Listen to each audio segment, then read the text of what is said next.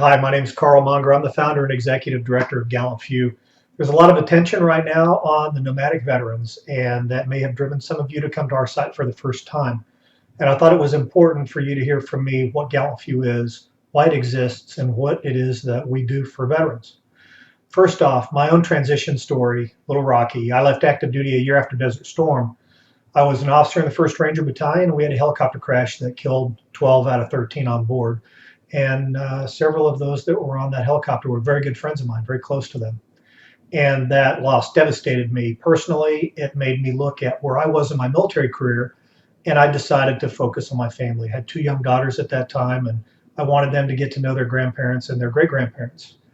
So we returned home to Wichita, Kansas, and I was astounded to find out that a company in Wichita, Kansas didn't really appreciate what an assistant operations officer for a Ranger battalion did, knew, or could accomplish for them. And I actually had one human resources manager that said, you know, you Army officers, you follow orders and do what you're told, but here we need people that have initiative, think outside the box, and don't need constant supervision. Well, needless to say, I never went to work for that company. But a few years later, after I had taken one job and at a pay rate that was much lower than I probably should have had, and certainly a level of responsibility that was not what I was accustomed to, and I was getting very frustrated there. I was going to walk out that door one of 2 ways. Either I was going to quit or I was going to get fired. And if I repeated that process 2 or 3 more times, now I have a toxic resume and nobody's going to want to touch me for a job. Fortunately, a friend of mine that I had known before military service, and then we served together in the military. He got out before me. He knew his transition plan. He had it all locked in. He knew exactly what he wanted to do. And he had progressed through a corporation from service manager to sales manager, and now he was the branch manager. And he wanted me to come in and be a salesman in his company with construction equipment.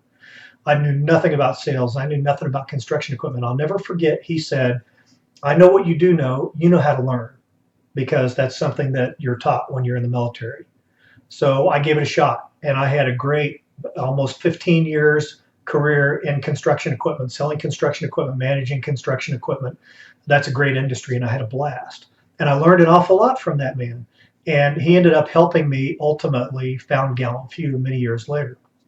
So now let's flash forward to 2004. I had founded the first U.S. Army Rangers networking group on LinkedIn. And when that started, immediately Rangers started appearing and popping into that group. And a couple of years later, there were 1,000 Rangers in that group. I heard at that time Eric Shinseki, who was then the secretary of the VA, say that 18 veterans committed suicide every day. And I thought, that's preposterous. There's no way that 18 veterans commit suicide every day. We'd hear it on the news.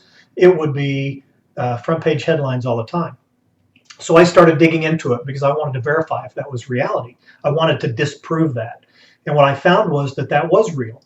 And not only that, but the veteran unemployment rate for post 9/11 veterans and the homeless rates were higher than they are for the civilian population. So by now, this Ranger networking group on LinkedIn was 1,000 Rangers. And I said, you know, let's make sure. I got 1,000 Rangers that say a Ranger is not going to commit suicide on active duty. So we intentionally went about trying to set up an organization that would connect with active duty Rangers as they transition off active duty and be connected to a Ranger in their hometown. Ranger Buddy, that is the system that Rangers have used probably all the way back to the Revolutionary War. You always have a Ranger buddy that watches your back. You watch his back. When he's eating, you're on watch, and vice versa. But when you go back to your home community, Rangers don't fall out of the woodwork. You very rarely just randomly bump into another Ranger. But we are in every community in the United States. So we intentionally set that up. A year later, in 2010, we became a 501c3. So this is a number of years as this network developed. July 2010, we became a 501c3. That first year, we helped about 25 veterans. We got a few outside the Ranger community because people heard what we were doing and they were interested. The second year was over 100 veterans. The year after it was over 200 veterans. And now in this year to date, we're almost at 250 veterans that we've helped. Only about 20% of those right now are Rangers. But the Ranger network is now 4,000 strong across the country. You hand me a Ranger and you tell me where that Ranger plans to live, and I'll get him connected with a Ranger buddy in that hometown probably within a matter of 30 to 45 minutes. I want to be able to do that with every veteran from every branch of the service all across the country. The problems that we face as veterans transitioning, very similar to the situation that an individual replacement went through when they went to Vietnam. They go into a foreign area, they don't know anybody that's there, they're not connected with anybody that's there, and they're expected to figure it out and survive on their own. A lot of us have figured out and survived on our own. A lot of us, like me, had another veteran that reached out and mentored us through that process. I don't want a veteran to be an individual replacement leaving the Army and going home to Kansas City or to Dallas or to Los Angeles. I want them to have a veteran just like them, same branch of the service, similar experiences, similar combat experiences, maybe even similar injuries, that is in their hometown, that can welcome them, buy them a cup of coffee, sit down and say, what do you want to do? You want to go to school? You want to study accounting? Guess what? There's a guy at my church, or there's a woman that I know at the bank that would love to help you as you work through your coursework, selecting study. Maybe we can line up an internship for you and ultimately a job once you graduate. Maybe that veteran already has a degree. They want to come home. They want to go to work. They want to figure out if maybe they want to own a business or something else. We've got veterans from every walk of life in every community in the country that know how to run businesses. They're insurance salesmen and women. They're doctors, they're attorneys, they're accountants, but they're not being asked to engage and help one-on-one a veteran returning into your same community.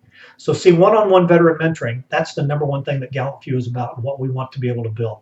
The second thing is we want to encourage communities all across the country to take responsibility for transitioning veterans back into their hometown.